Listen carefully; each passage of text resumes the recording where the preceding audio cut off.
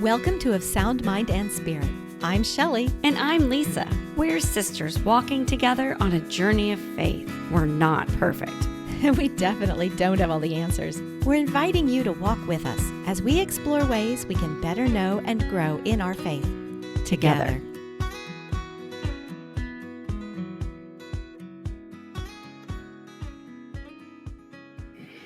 Welcome back to another episode from Of Sound Mind and Spirit. I'm Lisa. And I'm Shelly. And we are so glad to have you here with us today, to all our listeners.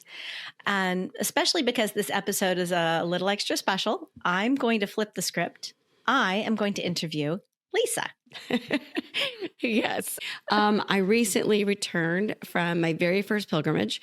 It was called Warriors of France, and it was with Select International Tours. I know. Lisa, I'm so impressed. Yeah, over the course of 2 weeks, for everyone listening, Lisa and her group visited some of the most sacred Catholic sites in France. She went to Lisieux, Mont Saint-Michel, Lourdes, and many more. Lisa, I guess you could say you were kind of walking in the footsteps of some of our favorite saints, like Saint Therese of Lisieux, Saint Bernadette, Saint Joan of Arc. It really was a life-changing trip, which we're going to talk about. And I went without going with a friend or knowing, a buddy on the trip. So that was a big step for me. Well, that's great, Lisa. Today, we're going to talk about what it was like for you to say yes to that, explore some of the moments of grace that you experienced, and look and see how God was working through all the beauty and the challenges and the friendships you made along the way. Right. So, dear listeners, grab your coffee cup. I have mine right here.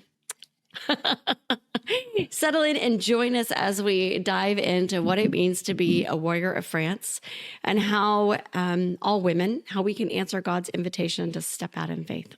I think for our listeners, we should first kind of set the scene. How did you hear about a Warriors of France pilgrimage, and what made you decide to go? The invite came through Facebook, like so many things these days. You're scrolling. And I've been seeing a lot of people been going on pilgrimages. And you and I have talked about this on the podcast. And I'd never been on a traditional pilgrimage. I've traveled a lot, but not in a Catholic way, in a spiritual way. And so I saw a friend of mine posted it, a Facebook friend, and she was one of the leaders of the group. And she said, hey, we're holding this, I saw it on I looked it up January 2nd. It had all the normal places, Lisieux, Lourdes, which I've never been, always wanted to go. It had Normandy and Mont Saint-Michel, which I've been to. But then I'm looking at the list and it said Rocamadour. Why did Rocamadour make you stop and say, oh my gosh? So in 1993, I did a study abroad summer in France.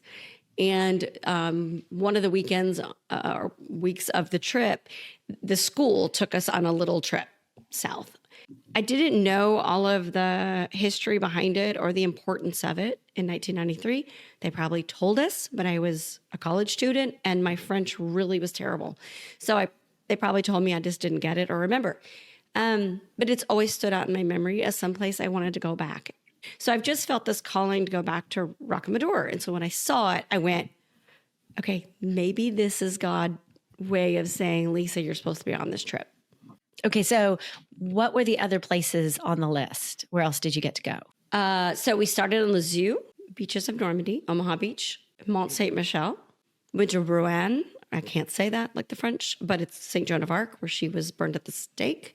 Paris. We spent a couple of days in Paris seeing a lot of churches and other important church things.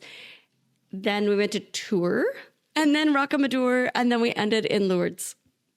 Okay, so Rocamadour is near the end.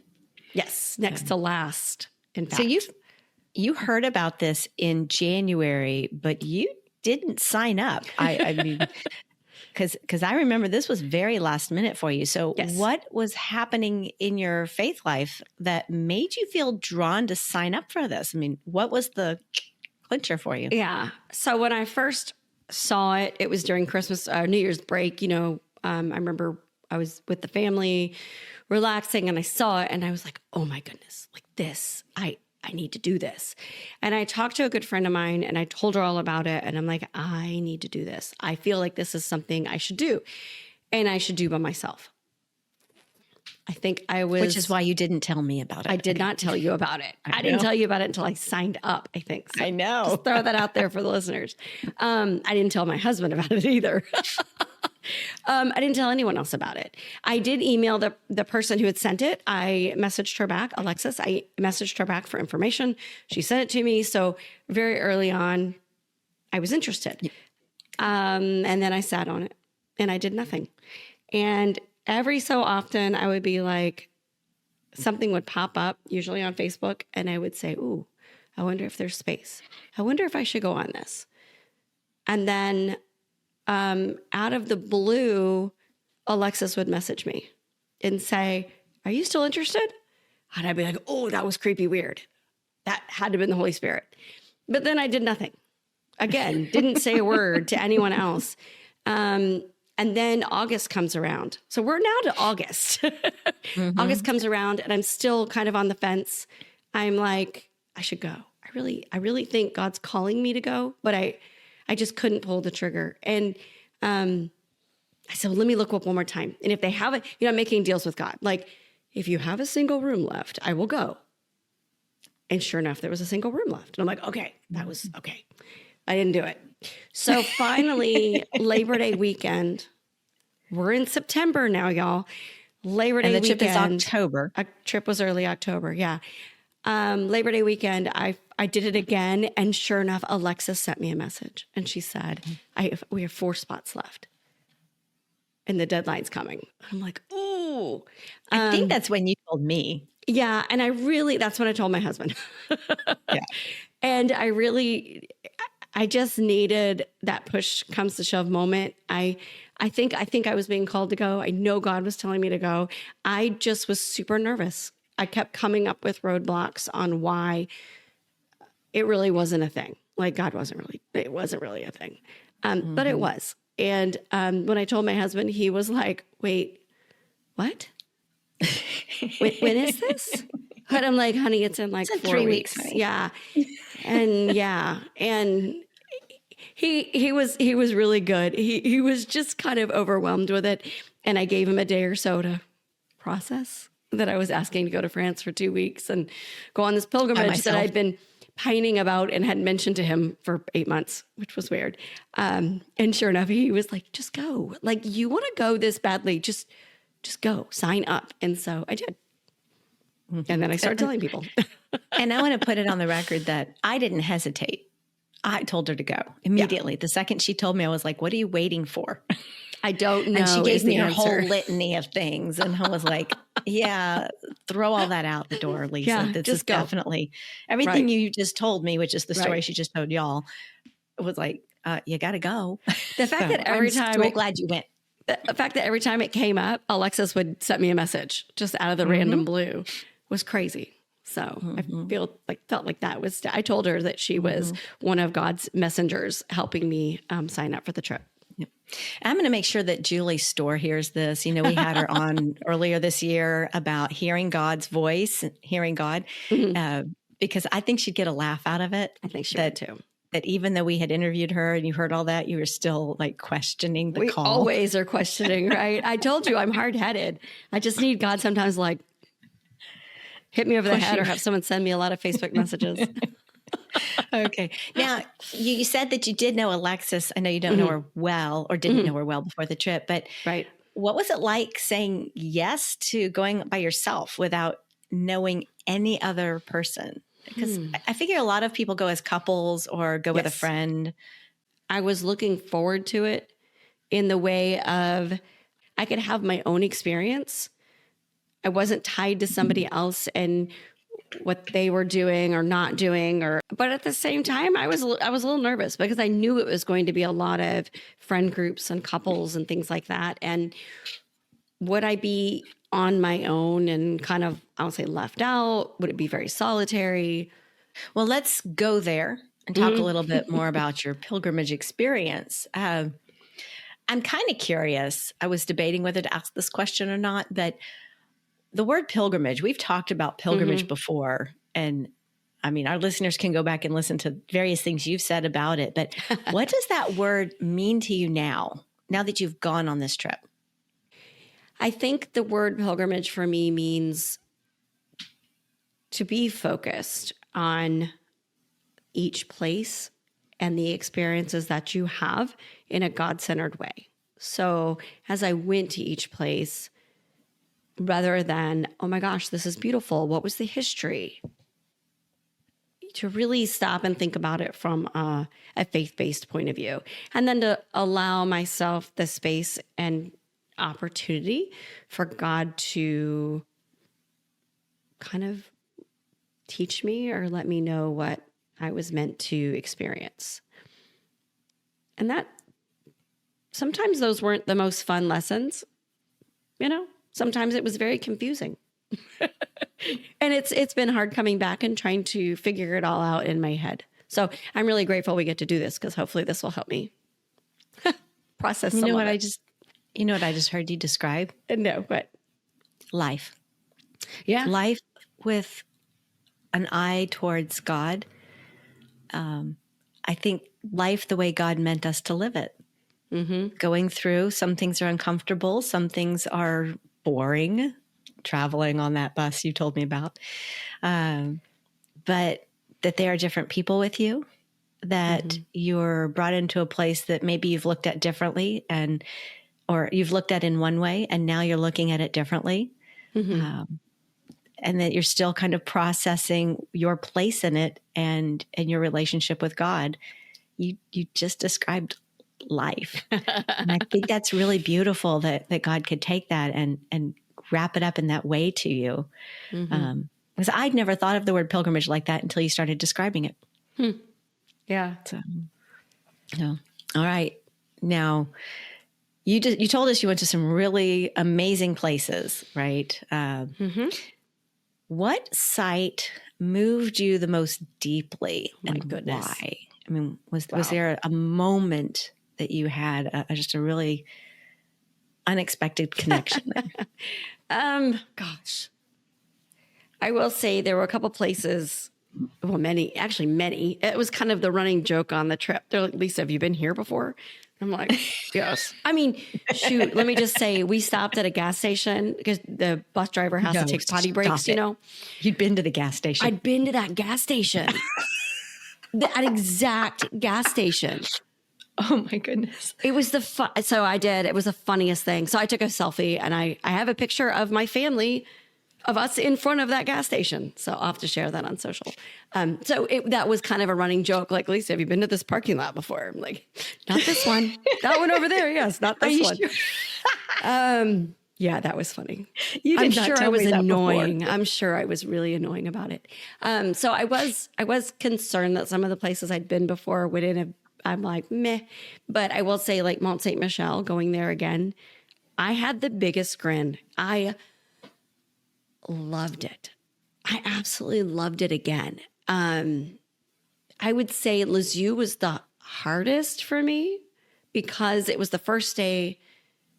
And I feel like Lisieux and Lourdes come with so much expectation, I think is the right word. St. Therese has been a favorite of mine for many, many years. And I think going there, especially right off the bat, you're just like, here you go. Don't you feel the amazement of this place? And don't you feel, like all the things. And you're like, oh, I haven't slept in like 36 hours. And I don't know y'all. And like, oh my gosh. So I can't say I was deeply moved at Lisieux. It has nothing to do with our dear saint, St. Therese and her parents, Louis and Zélie Martin. They're still dear to me. Lourdes, I kind of felt the same way though. It was so much pressure and expectation.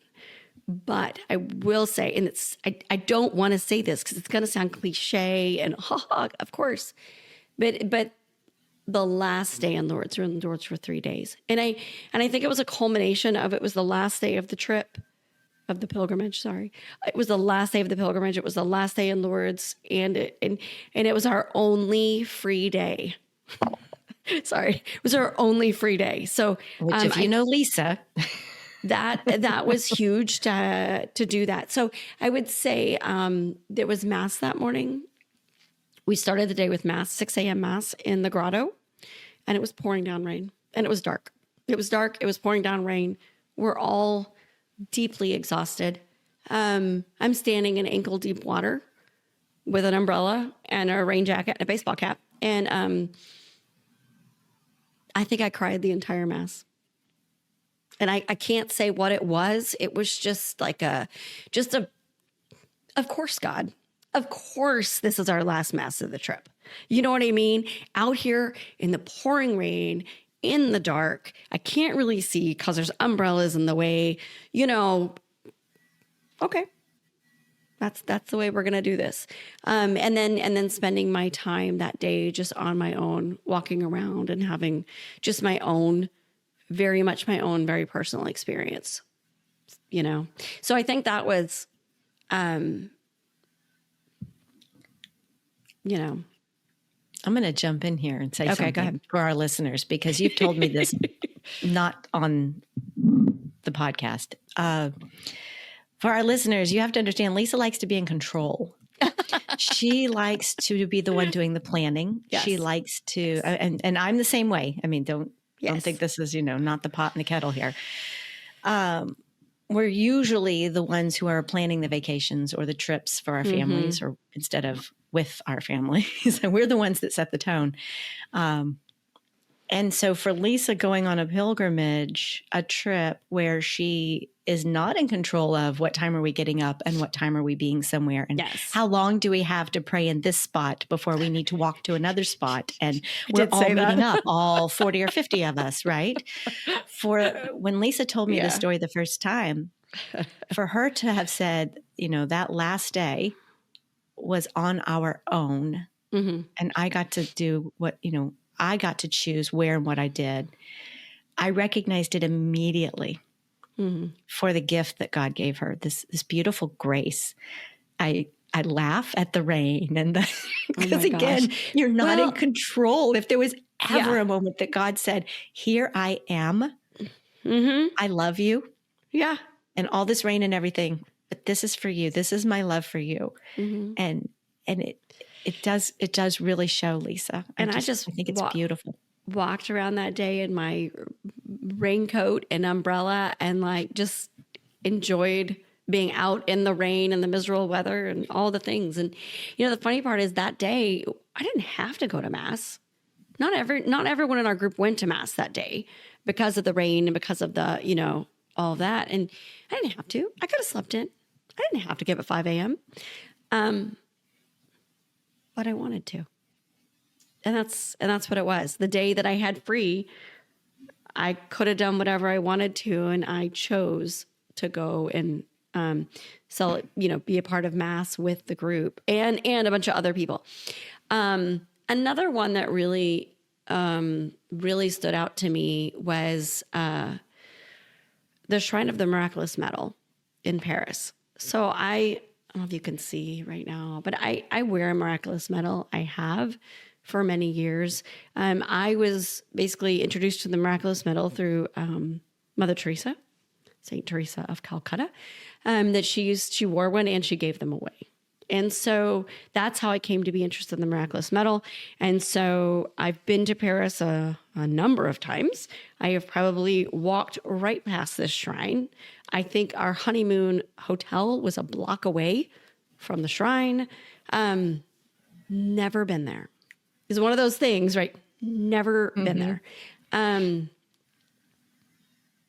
I just walked in and just had this, I'll share a picture. I was going to say Google it, but I'll share a picture. I walked in and just had this overwhelming feeling of love. And celebrating Mass in the main space there, it's kind of like in the grotto, being in the main space. We traveled with a bishop, which is not normal, I think, on a lot of pilgrimages. You're lucky if you travel with a priest, and we had a bishop. And he said Mass in English, celebrated Mass in English at the shrine. And so there were lots of other pilgrims there. And it just was really special. And watching him interact so willingly and freely with all of these other pilgrims that came up to him. I mean, they just, every time we celebrated Mass in a public space like that, or not just private chapel, he was overwhelmed with people wanting to talk to him, and have him bless things and this and that. And just, I would say, watching him live his vocation so welcoming and freely and lovingly, that, and I did tell Bishop Coffey, I did tell you that on the trip. But it was beautiful. It was really an extra thing that I didn't expect, just to be so touched by his vocation. Yeah. Well, that kind of answered my next question, because I was going to ask you what it was like to attend Mass, as a group every day, because you had told me you had Mass every day, and you had Mass in all of these little sacred places, but not always in the big shrine. So where else did y'all have Mass if it wasn't in the main church? So like at Lazoo, it was in the basilica, but it was in the crypt on a side chapel. So not like a side altar, but a whole side room. Mont Saint Michel, it was in the parish church of Mont Saint Michel. So not the abbey, not at the top, but the parish church, which was super cool. Normandy beaches, everything kind of something got misplanned. And so we ended up doing it at the hotel. So that was in a room in a lobby area of the hotel, which was kind of fun. Paris, Rouen, Rouen, I can't say that. Just go with me.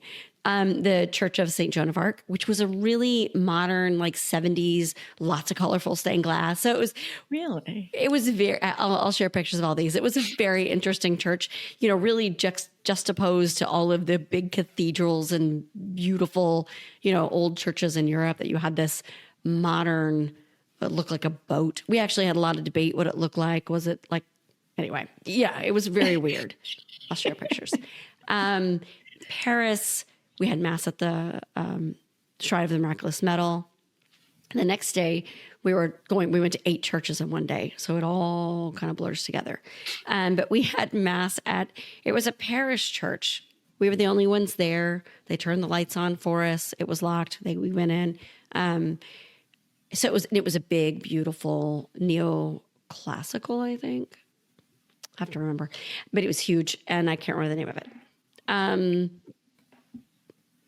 I don't know what the next day was. I think tour. I know, right? I think tour. And that one was really interesting because we had Mass at this oratory of the Holy Face. And I'm going to tell you to Google it rather than sit and give you the long thing. But it's a confraternity. It's an organization that the Vatican has approved. Basically a devotion to the Holy Face of Jesus, which is the picture of, or the image of Jesus' face on the Shroud of Turin. And so that confraternity, that oratory, St. Teresa's parents had been and worshiped there, had a devotion to the Holy Face. St. Therese had a devotion to the Holy Face. Her whole family did. And it was just this, again, small little modern, we were locked out. It took us 45 minutes extra to get in. It was very comical. So all kinds of little weird stories. Rocamadour, we actually had Mass in the chapel in front of the shrine. In front of the it's called a Black Madonna, the Virgin of, she's made of dark wood. So it was very dark and medieval and weird. And I liked it. Where are we now? Now we're in Lourdes. So the first day was, again, a side chapel by the crypt. And the funny thing about that was people, the doors were open on the side and people were standing watching us. So Bishop Coffey did a great job when he did his homilies. If there were others, he would talk to them, the ones standing outside. He would try to include them. Because you remember, a lot of these places are holy places, but they're also, I'm going to say, tourist. So not everybody who comes into these places are Catholic are even religious or faithful, a lot of people come because they're curious. And so he did a really good job of including everyone. And that was really cool. You go up for communion and out of the corner of your eye, you can see out the doors and there's all these people standing there like watching. So that was kind of cool. So I have another question now. I want to talk a little bit about the community and the connection, because that kind of moves nicely into it. How many people were there on this trip? 27. Okay. And then you didn't know anyone at the start. So how did the relationships and friendships kind of begin for you? You know, I think it started just us standing outside of baggage claim, waiting for everyone. I was really one of the first ones because I came in early.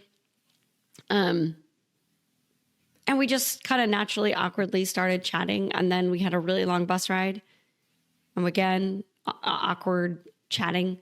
And I felt very uncomfortable, a lot of it, which I am an extrovert. So, but it doesn't mean I can't feel uncomfortable with, again, everyone's got their group, and so I felt like odd man out. But what's funny about it is at the end of the trip, I was talking to some of the people that I'd really connected with, and they told me that their first memories of me were me being very welcoming and friendly and just made them feel comfortable. And I kind of laughed because I was so uncomfortable. But, you always think about how how you feel versus, I guess that's your natural. I am very naturally outgoing and friendly, and that just kind of overtook it. But how your charism showed up, Lisa. Yeah, exactly. I would say it took me probably halfway through the trip, though, to really feel comfortable and to feel bonding with people. And it really was when other people invited me to kind of join their groups and go to, because every time it was time for a free, we had a lot of meals that weren't planned. So we kind of went in little groups, to eat and stuff. And it was kind of awkward for me because I'm like, is anyone going to invite me? Do I just have to invite myself? Like, what are we doing? And I did. I'm not just going to stand there forever. But we were leaving the St. Vincent de Paul shrine. I think it was a shrine church. Anyway. And again, we had the evening free, afternoon evening, and we were in Paris. And I'm like, ooh, what am I doing? Because it's got hours. And the mother-daughter group that I'd kind of been tagging along with a lot, I don't know where they went. I was like, oh, what am I doing now? And these two married couples invited me to come with them. And I think that was a start of just a really, I don't know, we had a really good evening. We walked a lot. We had dinner. And after that, I just felt so much more comfortable. I really felt that we were all very kindred spirits.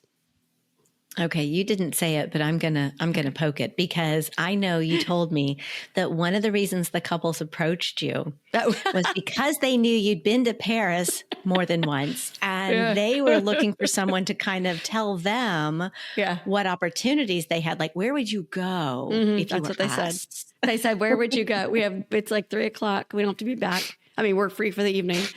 Where would, do you know where we are in Paris? Where are we?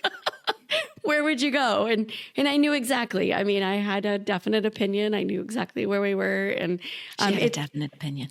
I always have definite opinions. And so that's what we did. And it's funny because on our walk, we walked past the hotel my husband and I and the kids had stayed at 2 years ago. And I didn't even realize I was walking up that same street. But yeah, no, so that was it. They invited me to help them in a way, kind of figure out what to do. And we had a great time. Yeah. I remember that. Sorry, but I knew you told me that. And I just thought that was such a Lisa thing that you were there to be helpful. So here you were feeling uncomfortable. What do I do by myself? And here were this group going, where should we go? Well, let's ask the one person we know. Have you been everywhere? Yeah. Right. Have you been here? Yes. And see, again, I like to think of that God had you there for that encounter, for that engagement too, because Yeah. it helped you to really blend in and develop more community there. So was there anyone else that you met that had a particularly strong impact on your experience there? Oh gosh, I would say so many of them. I mean, really, I got to know everybody at least a little bit. I would say some more than others, and some I wished I'd gotten to know more. Because you know, we always sat in the same spaces on the bus, even though they always tell you don't do that. We did it. There are many of them that I will definitely keep in touch with. I would say almost all, but you know, many that are closer than others. Our WhatsApp group chat is still going crazy. We've been back, I don't know, a couple weeks, 3 weeks at this point. And oh my gosh, even this morning, there were like 10 messages before 10 a.m., like everyone chatting, you know, about, I think Bishop Coffee was on EWTN this morning or something. So they're all chatting about it. And like, oh, there's this event. And who's going to go to this event? And then like, what about this over here? And so I Was think there anybody else from our area or from Texas? Sorry. No. The closest, we had Louisiana, we had New Orleans, we had Oklahoma City, Kansas. Had a lot of Philadelphia, Maryland, Boston. So pretty spread out. Yeah. I would say all central and east. I don't think we had anyone going west. If you are, and I forgot, I'm sorry. Okay, so now I want to kind of get to what some of our listeners might be wondering, which is how did your personal faith really change being on this trip? Did it change? You know, in what ways did going on this pilgrimage, what challenge or strengthen your faith? You know, what changed for you? That's something I'm still, I think, trying to work out, I will say. There was some really neat things. I definitely am interested in St. Joan of Arc now. I hate to say, as many times as I've been to France, like St. Joan of Arc has never been on my radar, which is crazy. And Jamie Stewart-Wolf, who was one of the leaders on the trip, she is very dedicated to St. Joan of Arc. And she popped up everywhere. I mean, Joan was everywhere. So maybe Joan, that was the joke. Like, now Joan's stalking me. Like, you know, so I have to pay attention to her. There were all these kind of just differences, you know, like different spirituality, different things that we did away from my usual way. I thought that I would go on this trip, pilgrimage, sorry. I thought that I would go and I had my own room and I really thought I brought a huge journal, brand new. I thought I would be writing and I would fill that sucker up. No, not at all. Didn't write a word. Not ever. I was emotionally and physically exhausted every day.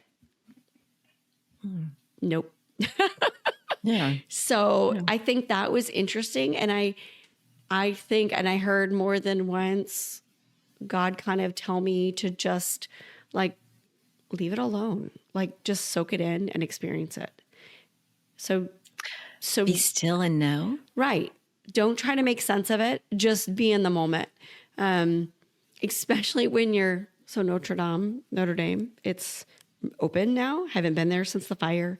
And I was able to go and pray right in front of the Pieta behind the altar. So altar, there's another space and then Pieta. And so I'm on front row, right in front of me. And I'm like, this would be a beautiful picture. This would really be pretty. But it said no cameras and no phones. God, how mad do you think they'd be if I whip out my phone right now and take a picture? I'm like, right here. And I debated it in my head. And I just had this calming moment of like, it's for you. Like, It's fine. Just leave it alone. So I think that was my overall on the trip, was not everything has to be, I need to write, I need to share, I need to do this. And here I am on a podcast talking about it. But like, but just experience it. Experience what I have to offer you in this moment. I think that's so beautiful that God met you there and revealed something like that for you. That, something about who you are and said, no, I got this. That's so amazing. Yeah. Quit being busybodied and just sit. Yeah. So I have another question for you, but it occurs to me that you have a story about, is it Rocamadour? Is that how you say it? What was the name of the place? It's Rocamadour. So I'm laughing because of where you're going. Oh, yes, I'm going there. I should stop telling you things. You should. You shouldn't have told me before we interviewed on the line. Yeah. Go ahead. Okay. So I know that you told us at the very beginning, though, that the reason you went on this trip, the inspiration, the call was Rocamadour. Right. But you haven't told us about what it is and what happened to you there that you got to return. So you are on, girl. Go. Oh, you want to know my frustration. You want me to talk about that? Okay. I want you to talk about that moment that God showed you who you really are. Yes. Another one of my charisms. So I was terribly excited, as we all know, to go to Rocamadour. That day on the bus took it was a long day, like really long day. And it should have been kind of we kept stopping. Should have been like a relaxed drive, but I am not always very relaxed. And I had a mission, and the next stop was my mission. And we get there, and it is very much like, okay, there's an elevator.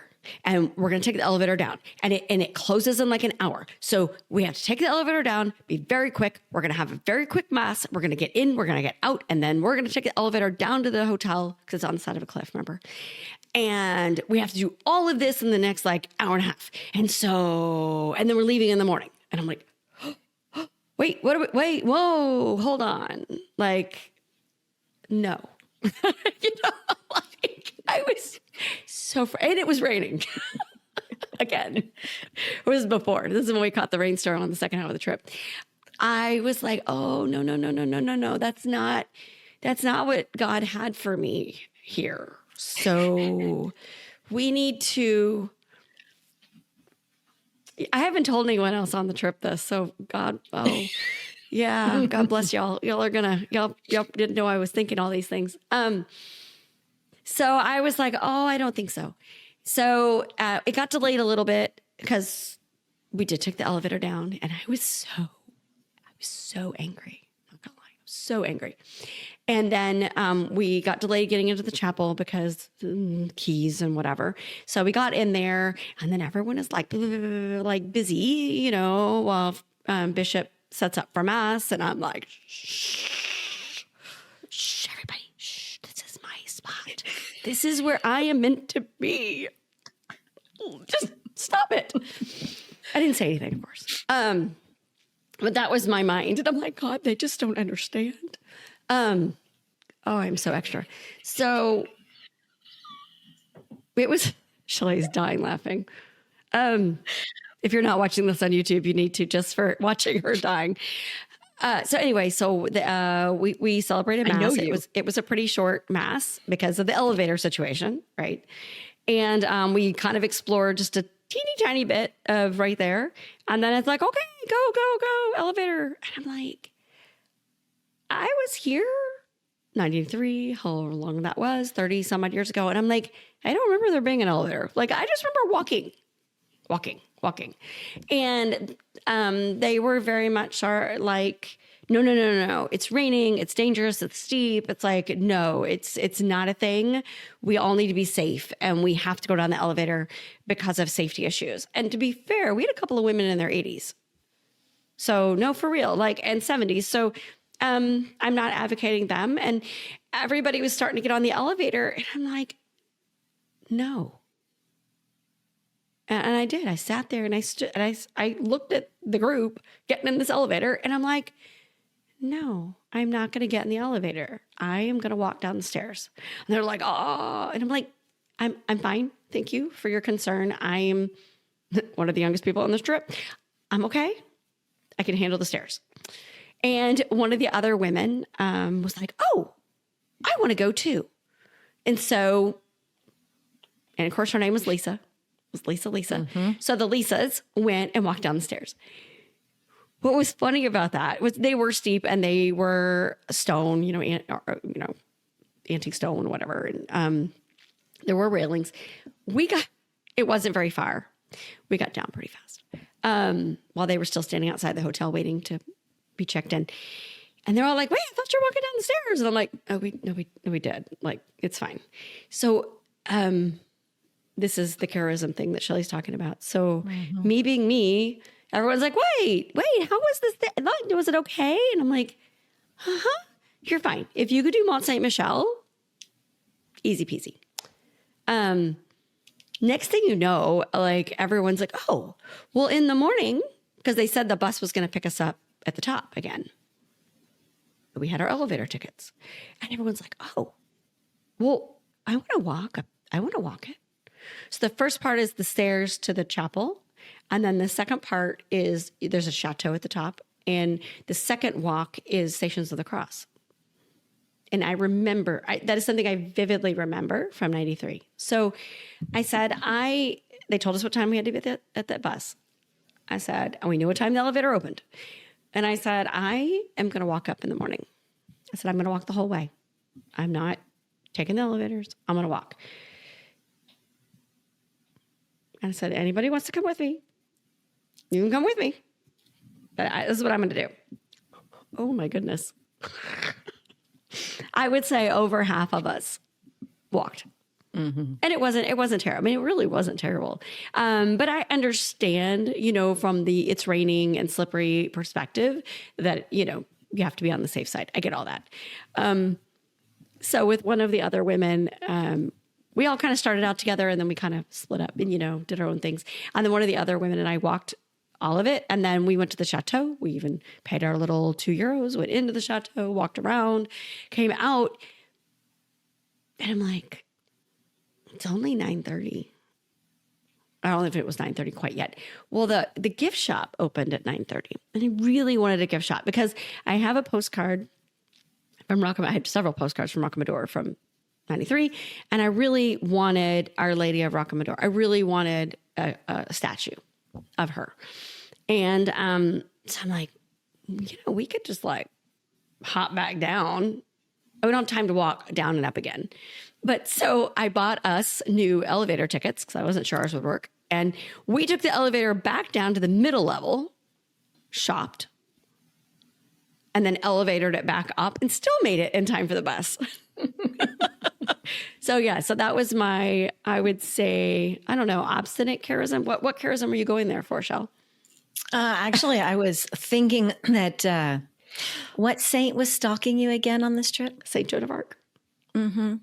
So the being bold and kind of, I hate to say pushing back, but knowing what you were called to do there. Mm-hmm. I kind of have a feeling that she was, I like the image that she was kind of in the behind you kind of going, now tell them this. Now do this. Oui, non, go. Yeah. Alonzi, we, and it was beautiful. And having that opportunity to just go at my own pace and to walk up and, I don't know, that was it's what I wanted. I mean, that was kind of just the whole of what I wanted to see, the statue of Our Lady again and, walk through the chapel and then, and I should have brought her, but she's in the other room, the statue, but I haven't put her on my little Mary Shrine bookcase yet. No, I think again, when we were talking about pilgrimage and life, that's a very you thing. That's a thing about your personality, which is you're going along, but mm-hmm. at some point you're going to do what God called you to do. And he called you to see that place. So Yeah. I thought that was a special story. That's Yeah. why I asked you. So, and the fact that your charism of leadership kind of meant that people gravitated toward you to go, really? You're like, take charge, let's go. Mm-hmm. And that's who you are. I mean, if y'all know my sister, that's who she is. So I'm the one in the background going, what about this? What about that? She's like, let's do it. Boom, off we go. Yeah, I would say, just to flip back to one of the questions you said, what was one of my takeaways and of what God was telling me on this trip? And I really felt, and I think I told you this, I don't know, that God was reminding me of who I am and that it's okay. I think that the last few years I've been a little more timid in a way, and I can't get into all the reasons why, but just kind of holding myself back a bit. And I think on this trip, because I didn't know everybody. I mean, I knew one person, but I mean, I didn't have a bunch of close ties. I could just, I don't know, I didn't worry about all the things. I just was who I am. And there are other times I'd worry, like, am I talking too much? Am I being annoying? Am I doing this? Am I doing that? And you know what? None of that crossed my mind. I could have been annoying, and I was talking too much. So, but I just was who I was. And so the fact that at the end, like those other pilgrims were telling me that I was so welcoming and friendly and made them feel comfortable. I think that was just a moment that, it was like, God was like, see, you can be you. Like, you don't have to worry about if you're coming across too strong or too whatever. And the same thing with the Rocamadour walking. It's just, I didn't make anyone else do anything. I just asserted what I knew I was supposed to do and encourage the others if they were interested. Mm-hmm. So, and not everyone did it. I would say a little more than half. And I dare say I saw pictures of you. Your clothes didn't always match either. Your raincoat with your umbrella. And that's not, I was a hot mess. I really tried to do well with the clothes. Which, if you know Lisa, that's another thing. She does, strive is too strong of a word, but she does look for opportunities to make sure that she's put together when she goes. Yes. So, and she has lots of experience with it. So that's why I laughed. You posted a picture on social about not matching your umbrella to your rain jacket one day. And I was laughing at that. Yeah, it all clashed. It was, I'm wearing the same clothes for 2 weeks was a lot. Mm-hmm. Like, oh, look, we all kind of laughed at it. Like, do you have any other clothes, or have we seen them all yet? I'm like, I think I got one more shirt. We did chat about that. It was kind of funny. Yeah. Well, that's a good segue into some practical takeaways that I wanted to ask for our listeners, Lisa. I have not been on a pilgrimage like what you've experienced. So I'm curious, what would you say to someone who's considering going on a pilgrimage, but maybe feels hesitant, or maybe even because they don't have a partner to go with, they want to go alone, but they don't really know what to expect. What would you say to encourage them? Be honest with yourself. Why do you want to go? Are you wanting to go just because it seems cool and fun and everyone's doing it? Or do you feel like, God's calling you to step out and do it? And then going by yourself or not, the same kind of thing. Be honest with yourself about who you are and what kind of experience you feel that you need right now. If I know that not everyone would be okay going by themselves.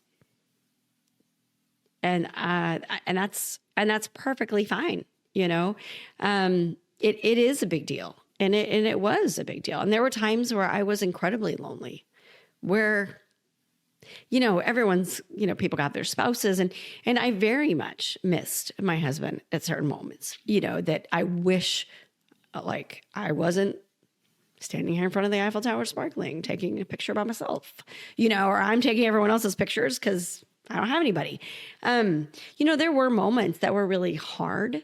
So I just say, be honest about it and then take it to prayer. And, if you really feel that you're supposed to go, then just do it. take a leap of faith. And that's what it is. And just trust that, what do they say? Like, are your reasons for wanting to go kind of holy and good and pure, and are your reasons for not wanting to go, are they something you really should listen to, or is it fear of the unknown? And I think that was for me. It was fear. But in the end, you heard and listened to God. He just kept Facebook messaging me. Through your friend. Through my friend, yes. Yes. Okay. So I want to ask just a little bit. I've seen Select International. That's the group that basically put it together. I've seen them online before, but I didn't know anybody who'd been on one. How would you say that they enhanced the experience, or how did they do? Well, I don't have any other experience to compare and contrast. So, I mean, that's true. I can't really speak to how they're better or worse than any other group. All I can speak to is my experience. We had a French tour guide on the ground, Jacques.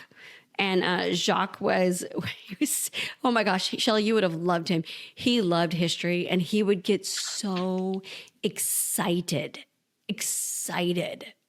to just tell us all the things, whether it was on the bus or it was at a place. I mean, he was so excited. He was dear. So we had a tour guide who was obviously spoke French, very knowledgeable. We had a dedicated bus driver, a dedicated bus. And then we also had Ellen, who was our kind of like leader on the ground. And she was the one who's like, okay, this is what time we're doing this. This is what time we're doing that. And kind of helped us stay together, helped us, just all of those. Like, this is what time to be here. This is what time to get back. This is, your meal situation or whatever. We knew a lot of what we were doing up front, not everything. Like the itinerary changed, like what we were doing on a specific day or something. And Ellen was the person who just like wrangled us all to do it. And then we had Alexis and Jamie, who were also leaders, who did a lot of talks and, helped us go a little bit deeper, maybe as to what we were doing each day. So I thought, and then of course, Bishop Coffee coming with us and having mass every day. So I thought that overall it was a very well organized, like you said, being a person who likes to be in control. My issues with it were my issues and not anything that they did. Because there were times I'm like, really, could we not have consolidated this or that? Or, just like, and I think that was part of what I had to overcome on the trip was the out of controlness, that everything was out of my control. So, okay.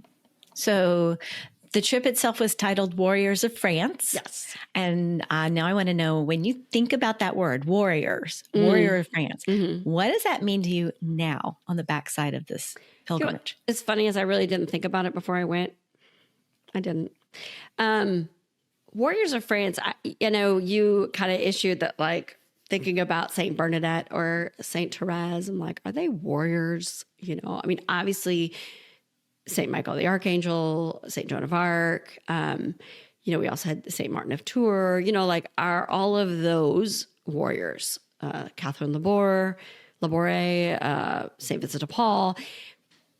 And I'm going to say yes, they are warriors. And what we're not fighting per se, but fighting for God.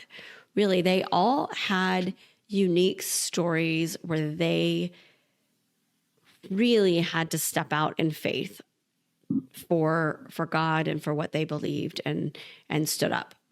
And so I think it was a great pairing. Oh, and then going to Normandy, and really focusing on what the men and women did in World War II, to free Europe. I think it was beautifully organized and grouped, and how we're all warriors for God and how we are all called to, step up and really fight for him and fight for our faith, especially in our world today. Wow. That was beautiful. Thank you. Thank you. kind of coming to an end here, but I want to know, do you have a message that you'd like to share with the women who are listening, who are maybe yearning for that courage to say yes? Whew. I think it's a lot of what we've talked about, and that is really listening for God. You can go back and listen to our episode with Julie Storr, I think it was about a year ago, on how to listen to God. But there were moments, like I said, getting ready for this trip where I knew that God was telling me to go. There were moments on the trip that I felt like God gave me those moments for me, like specific things, even that I haven't talked about, that happened. And I'm like, that's God. He's speaking to me right now about what I'm doing or what I'm going through. So I think that the thing for all of you out there, if you're questioning about an invitation or courage to say yes, is just spend time listening and seeking God in your life, and how is he working in your life? Because you know he's there. We just have to pay attention to him. And I'm not going to say there's like one way to do that. However you want to do it, whatever is your devotion or the way you want to, whether it's walking in nature or silence and prayer or the rosary or adoration or going to daily mass, whatever it is. And then I would say, you could tag on to these warriors of France and pray and ask them to pray for you, and ask them and the Holy Spirit for an increase in courage and faith to answer a call that you feel like you feel as God's putting in front of you right now. Oh, that's great, Lisa. I have to tell you, beyond the actual, trip aspect of going on this pilgrimage, it sounds like a really intense journey that you've had, and a deep, loving experience. I love hearing, especially the stories where God met you and you truly encountered him. It's just absolutely beautiful. Thank you. I think it happened differently than I expected. I have to say, I don't know that we all have to travel around the world to find those moments. I think that we can continue searching for them even here at home in our daily routines, just by hearing that call of where to go and where to be, so that we can make space for him to be in our hearts. I think so. Exactly. Yeah. I most definitely think. Because remember, one of my takeaways from your testimony here is that our life in itself is a pilgrimage, seeking God. So thank you for sharing it, Lisa. Oh, thank you for doing this, I would call it an interview, just, it really is helping me process it all, because it's been a lot to think about. If today's conversation has inspired you, dear reader, please take a moment to share this episode with a friend who might need a little encouragement to say yes to God's next adventure for her. And remember, it doesn't have to be traveling halfway around the world. It can be an adventure right here at home. All right. Thank you for listening to this, and we will see you next time. Bye, y'all. Bye.